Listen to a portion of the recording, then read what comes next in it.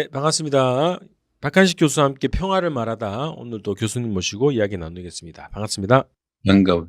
자, 오늘은 윤석열 정부가 최근에 8.15 기념사 등등에서 대북 정책 또 대남 정책이라는 것을 분명히 밝혔는데요. 요거에 대해서 좀 분석해 보도록 하겠습니다. 자, 가장 가깝게는 그 최근에 한미연합훈련 시작하는 날 국무회의를 주재하면서 이런 얘기를 했습니다. 우리 사회 내부에는 자유민주주의 체제를 위협하는 반국가 세력들이 곳곳에서 압력하고 있다. 북한은 개전 초기부터 이들을 동원하여 폭력과 여론몰이 그리고 선전선동으로 국민적 혼란을 가중하고 국론 분열을 꾀할 것이다. 이러한 혼란과 분열을 차단하고 전 국민의 항전 의지를 높일 수 있는 방안을 적극 강구해야 된다. 허위 정보와 가짜뉴스 유포, 사이버 공격과 같은 북한의 회색지대 도발에 대한 대응 태세를 강화해야 된다. 이렇게 얘기했고요. 우크라이나 전쟁과 중동 지역 분쟁에서 보다시피 전쟁은 언제든 일어날 수 있다고 얘기를 했습니다. 그리고 그 전에 8.15 기념사에서는 8.15 통일 독트린이라는 얘기를 했어요. 3대 통일 비전, 3대 통일 추진 전략, 7대 통일 추진 방안 뭐 이런 내용들을 골자로 했다고 주장하는데요.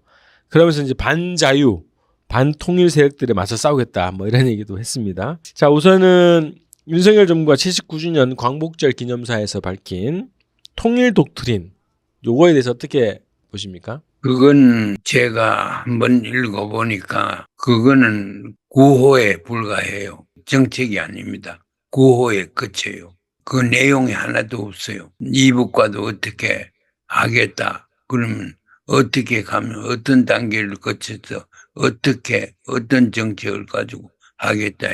내용이 없습니다. 그래서 내용 없는 구호에 그친다. 저는 8.15, 7.33 독주린이 거기에 그친다고 생각합니다.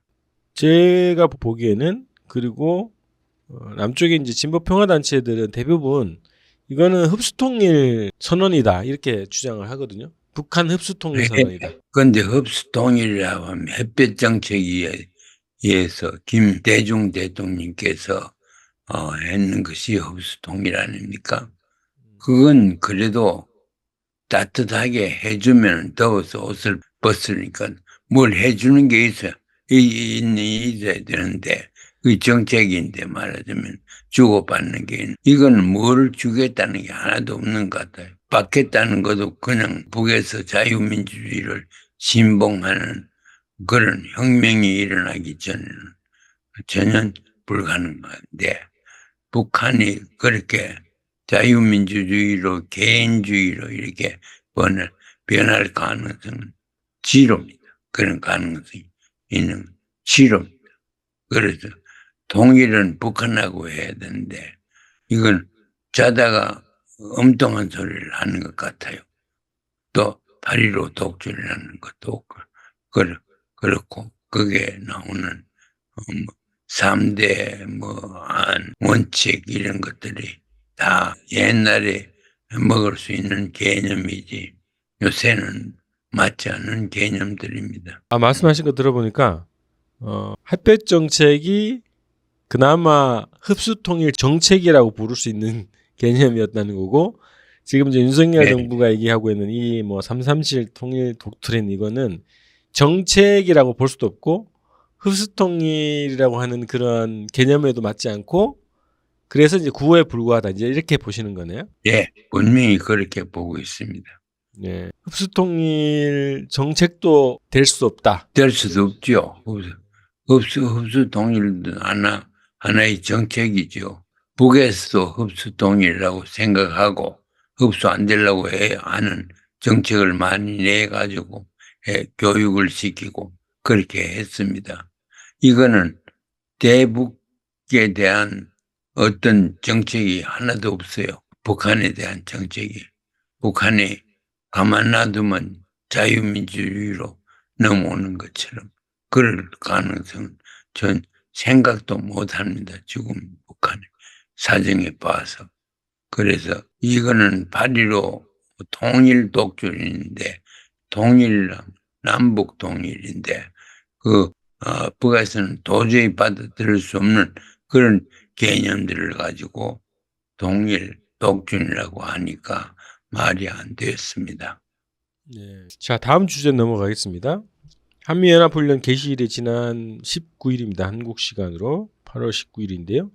이날 열린 국무회의에서 했던 발언, 아까 이제 소개해 드렸습니다만, 대국민 선전포고, 빨갱이 색출 선동, 이렇게 좀 들리는데, 국무회의 발언에 대해서 어떻게 평가하시겠습니까? 그건 지금 처음 있은 게 아니고 옛날에 사람을 빨갱이 혹은 간첩이라고 이름을 붙여가지고 정적을 제거하는 거.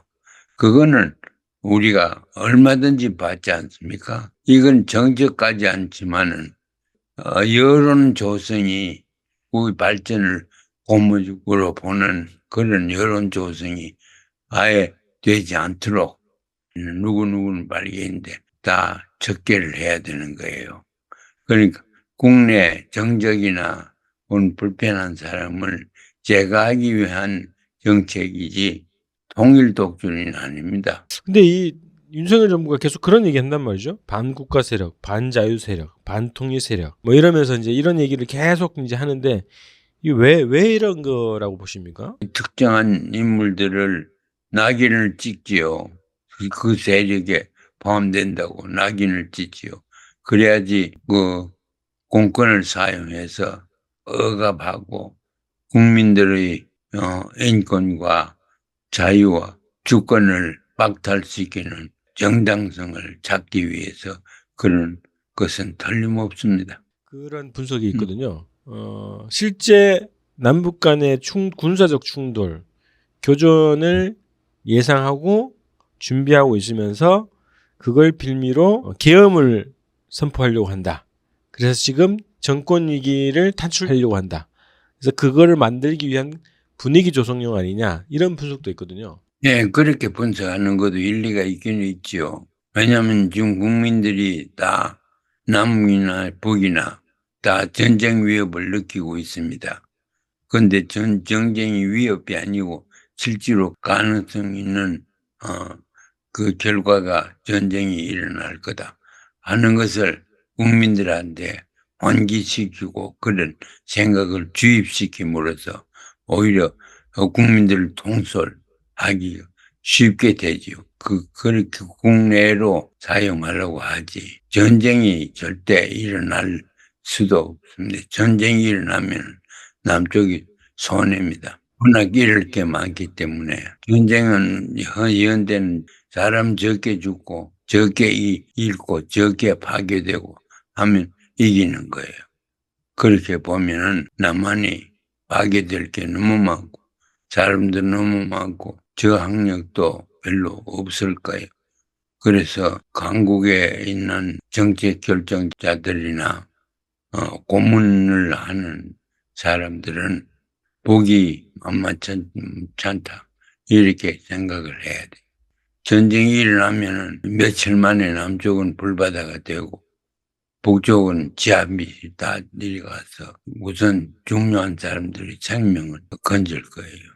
자, 그 마지막으로 여러 질문 해보겠습니다. 최근에 윤석열 정부의 친일 외교, 친일 행보가 아주 폭주를 하고 있어요. 저희 사무실이 인근이 이제 안국역인데 여기에서도 독도 조형물을 갑자기 철거했습니다. 8.15를 앞두고. 그리고 그 전쟁기념관에 있던 독도 조형물도 철거했다는 것이 좀 확인이 됐습니다. 전국 곳곳에 있는 그 독도 조형물을 갑자기 이제 철거를 한단 말이죠. 그리고 사도광산 유네스코 등재에도 찬성을 해버렸고, 그리고 한일 간의 국방 교류도 재개를 한다고 합의를 했고, 한밀 군사훈련을 또 정례하고, 독립기념관 등 한국 역사 관련한 기관들의 이 친일 인사들 다 이제 임명하고, 대대적으로 이런 얘기를 한단 말이죠. 그리고 독도 방어훈련이라고 불렸던 동해훈련도 원래 계획이 없다가 지금 막 여론이 들끓으니까 비공개로 아주 간략하게 진행하는 방식으로 행보를 했습니다. 자, 이런 윤석열 정부의 친일 폭주라고 그럴까요? 이런 폭주에 대해서 한번 논평 부탁드리겠습니다. 그 일본에 대한 국제적인 여론이 어떤가 그걸 우리가 먼저 짚고 넘어가야 됩니다. 일본이라고 하면은 침략자이지 평화를 추구하는 나라로 생각하지는 않습니다. 그런데 이 침략자와 관계를 맺는 것이 미국의 군산복합체 등으로 미국인데 미국 대통령이 당선이 또 여자가 되고 이렇게 되면 그런데도 어느 정도 차질이 갈 수가 있습니다. 그렇게 되면은 미국도 일본을 두둔하는 그런 능력이 사라지고 일본 때문에 미국도 오히려 비판을 받는 일본을 지원하기 때문에 그런 상황이 우리 눈앞에 벌어지고 있습니다. 그런 걸 보면서 왜 윤석열 정부가 일본과의 관계를 돈독하게 하려고 하는지 모르겠어요. 더구나 우리가 통일하려고 하면은 북에는 이 일본에 대한 감정이 아직까지 굉장히 있습니다. 일본을 옳게 안 보고 있습니다. 이북에서는. 그런데 남북이 일본에 대한 견해가 이렇게 달라서는 통일 문제가 좀 있게 됩니다. 그러니까 일본의 미국과의 관계, 국제적인 관계에서 일본의 상대적인 위상을 우리가 분석을 잘하고 우리 친일 정책에 대해서 다시 검토를 해야 될 겁니다. 그 남북 관계 문제에서도 일본 문제, 일본 정책이 굉장히 중요한 역할을 한다 이렇게 봐야 되겠네요. 예, 일본의 참 북쪽에 가면은 모든 것을 항일 투쟁에 갖다 붙입니다. 그러니까 항일이라는 게 얼마나 중요한지 모릅니다. 그래서 친일파 세력들은 민족적인 감정도 없고 중국의 태평 전국에 난이 일어났지 않습니까? 아편 전쟁 마치고 나서 그게 민족주의고 외국의 영향을 받는 데 대해서 반대를 했거든.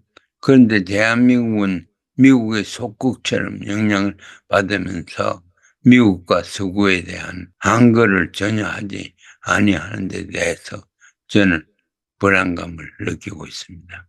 알겠습니다. 이 윤석열 정부가 어쨌든 그 정권 위기 탈출을 한미일 동맹, 한일 동맹 뭐 이런 데서 좀 찾으려고 하는 것 같고 그 한일 관계를 정상화시키는 데서는 그 한일 역사 문제를 다 이제 정리를 해야 된다라고 하는 그런 방향을 잡고 있는 것 같습니다. 그래서 독도 문제라든가 그다음에 여러 가지 이제 그 한일 간의 역사 문제를 스스로 그 친일본 쪽으로 정리해 가는 데 아주 사활적으로 달려드는 거 아닌가 그런 생각이 들거든요. 그런데 친일본적으로 해석을 하고 교과서 문제나 여성들의 문제나 그렇게 해석을 하는 것이 국민들이 어떻게 받아들이는가 그걸 남북 사람들은 다 면밀하게 주도해야 됩니다.